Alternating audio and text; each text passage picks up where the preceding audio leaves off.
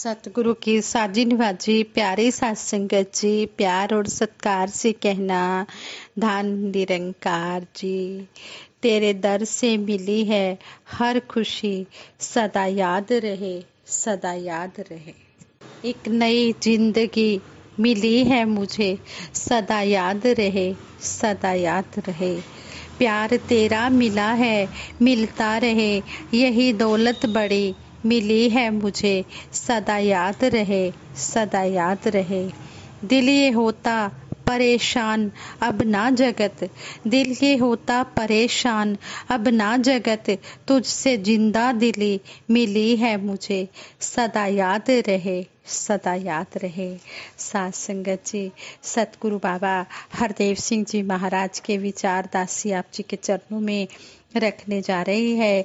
ये विचार हैं 30 अगस्त 2009 को इंग्लैंड के बर्मिंघम शहर के सिम्फनी हॉल में संपन्न हुए विशाल संत समागम के अवसर पर संबोधित करते हुए सतगुरु बाबा हरदेव सिंह जी महाराज ने समझाया कि गुरु पीर पैगंबरों का पैगाम नया नहीं है। सतयुग में, त्रेता में, द्वापर में जो दिया गया, हर युग व हर दौर में यही पैगाम रहा है कि हमने इस सत्य का बोध हासिल करना है और सभी इंसानों के साथ प्यार भरा सलूक करना है, आपस में प्यार बांटना है। इसकी अहमियत भी सदा वही रही है, आज भी उसी की अहमियत है और यही कहा जा रहा है। आज भी सतगुरु हमें यही समझा रहे हैं, जो ब्रह्म ज्ञान पहले समझाया गया वही आज समझाया जा रहा है। सबका भला करो भगवान, सबका सद्विधि हो कल्याण। लेकिन मन में किसी के प्रति कोई सद्भाव अगर नहीं है तो इन बातों को कहने का कोई भी फायदा होने वाला नहीं है। महापुरुष हमेशा समय समय पर यही समझाते आए हैं कि हमने हर इंसान का भला ही मांगना है और महापुरुषों के कारण ही ये जो कहते हैं कि ये संत ना होते जगत में तो जल मरता संसार, संतों महापुरुषों के कारण ही ये संसार बचा हुआ है। महापुरुषों ने हमेशा यही चाहा है कि जिसके कारण इंसान का रुतबा तमाम योनियों से श्रेष्ठ है, वो इंसान इंसानियत का रुतबा बनाकर चले, वो इंसानियत को अपना कर चले। यह साबित होता है तभी जब संतों महापुरुषों की शिक्षाओं को धारण करके, ज्ञान का उजाला हृदय में स्थापित करके जीवन के सफर को प्यार से तय किया जाता है। तभी यह प्रूफ होता है कि इंसान और योनियों से श्रेष्ठ योनि वाला है। प्रेम व सहनशीलता के जो पहलू कमजोर हो चुके हैं उसके असर भी हम देख रहे हैं। इससे संसार में सुकून तो स्थापित हो नहीं रहा है। अगर इन पहलुओं के कमजोर होने से सुकून और चैन बढ़ जाता फिर तो इंसान ठीक था, लेकिन प्रूफ यह हो रहा है कि भलाई नहीं हो रही है, नुकसान होते चले जा रहे हैं इंसानों के। इंसान एक प्रभु परमात्मा का परिवार है, यानी कि मालिक के परिवार का ही दिन रात हम नुकसान करते जा रहे हैं। विषैले वातावरण को हम जन्म दे रहे हैं, जिसके कारण धरती को नरक बनाने में सभी योगदान देते जा रहे हैं। जो ज्ञानता में है, खुद गर्जियों वाले हैं, इस धरती की दुर्दशा वही कर रहे हैं।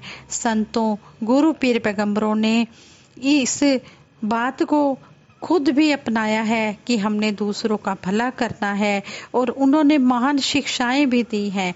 चाहे प्रभु यीशु मसीह जी थे, चाहे हजरत मोहम्मद साहिब जी थे, भगवान श्री राम जी थे, भगवान श्री कृष्ण जी थे, या फिर श्री गुरु नानक देव जी महाराज से लेकर श्री गुरु गोविंद सिंह जी महाराज तक थे, कबीर जी थे, मीराबाई, रविदास जी, बेतन्ना जी, वेमन्ना जी, संत तुकाराम जी, संत नामदेव जी और इसी प्रकार से अनेकों ऐसे स्वरूप जो इस धरती पर समय समय पर आए।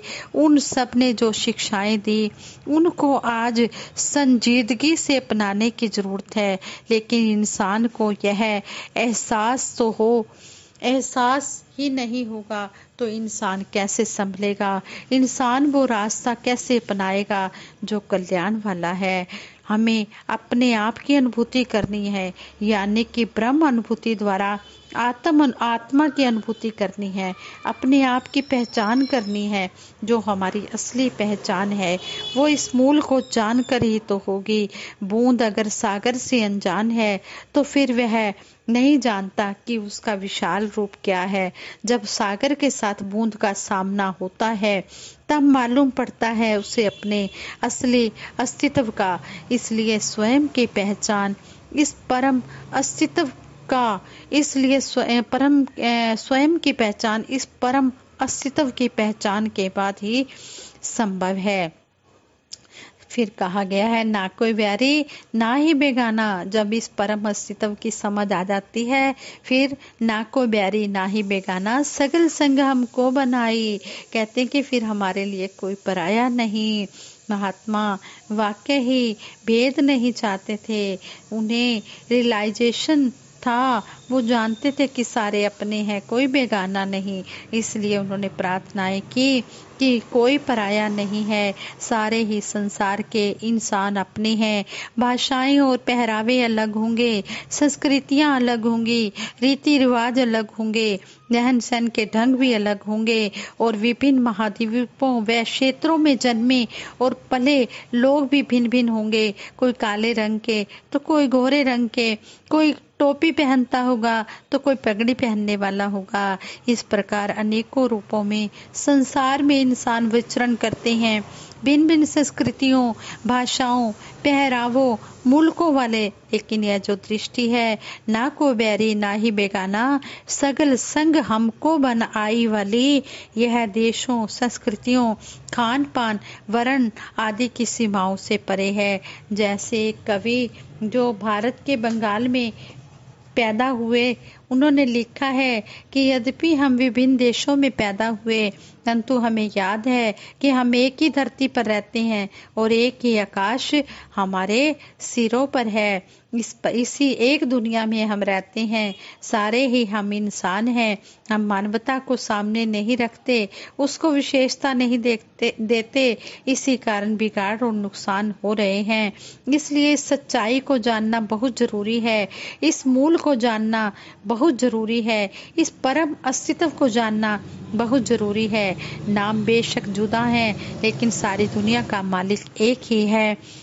कहते हैं कि खुदा अल्लाह के नाम से कि कोई पुकार रहा है, कोई संसार में इसको गॉड के नाम से, कोई श्री राम जी के नाम से, कोई अकाल पुरख के नाम से, कोई विठल के नाम से संबोधित करने वाले हैं, कोई विठोबा के नाम से।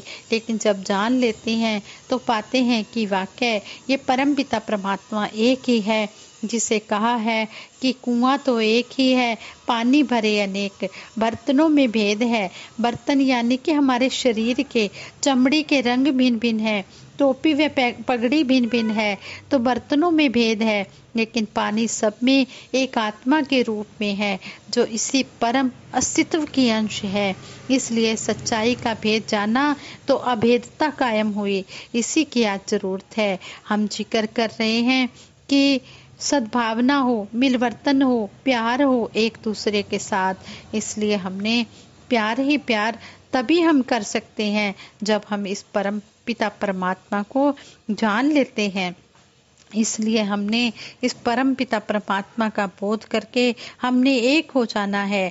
और फिर हमें किसी कवि की ये बातें, किसी शायर की बातें भी सुनने को मिली हैं कि दर्द दिल के वास्ते पैदा किया इंसान को, दर्द दिल के वास्ते पैदा किया इंसान को, वरना मालिक के पास फरिश्तों की कमी ना थी। एक दर्द दिल के वास्ते पैदा किया इंसान को, वरना फरिश्तों की कमी न थी भगवान के पास। महात्मा कहते हैं, वैष्णव जन तो तेने कहिए, जे पीर पराई जाने रे, पर दुखे उपकार करे, तोए मन अभिमान ना आने रे। गुजराती में भी हम यह भजन अक्सर पढ़ते हैं, जो महात्मा गांधी जी को बहुत प्रिय था कि पर दुखे उपकार करे, पीड़ा हरना, दूसरे को पीड़ा ना देना, इस प्रकार क्या हमारी सोच बन जाए, भावना बन जाए। इस प्रकार सभी इस जीवन के सफर को तय करते चले जाएं, प्यार से तय करते चले जाएं और सतगुरु के आशीर्वादों के पात्र बने। सभी को सतगुरु का आशीर्वाद मिले, यही सतगुरु के चरणों में प्रार्थना है, यही याचना है, यही अरदास है। सच्चे पातशाह सभी के ऊपर अपना मेहर भरा हाथ रखना, औखी घड़ी ना देखन दे, अपना पीरत संभाले, हाथ दे राखे, श्वास श्वास स्मृति पाले। हे सच्चे पातशाह सभी के ऊपर अपना मेहर भरा हाथ रखना, मेहर भरी नजर रखना, किसी को भी कोई मुश्किल की घड़ी ना दिखाना। सभी इसी तरह सेवा सिमरन सत्संग का आनंद लेते हुए अपने जीवन के सफर को पूरा करके जाएं। आज संगत जी विचार करते हुए दासी से बहुत सी गलतियां भी हुई होंगी, उन गलतियों के लिए आप जी क्षमा कर देना, आगे के लिए सद्बुद्धि देना, सद्विचार देना, सद्मार्ग देना और सभी के भले की कामना करते हुए दासी सिमरन करवाएगी। सभी ने मिलकर सिमरन में साथ देना है। तू ही निरंकार मैं तेरी शरण हाँ, मैनू बख्श लो। तू ही निरंकार मैं तेरी शरण हाँ, मैनू बख्श लो। तू ही निरंकार मैं तेरी शरण हाँ, मैनू बख्श लो।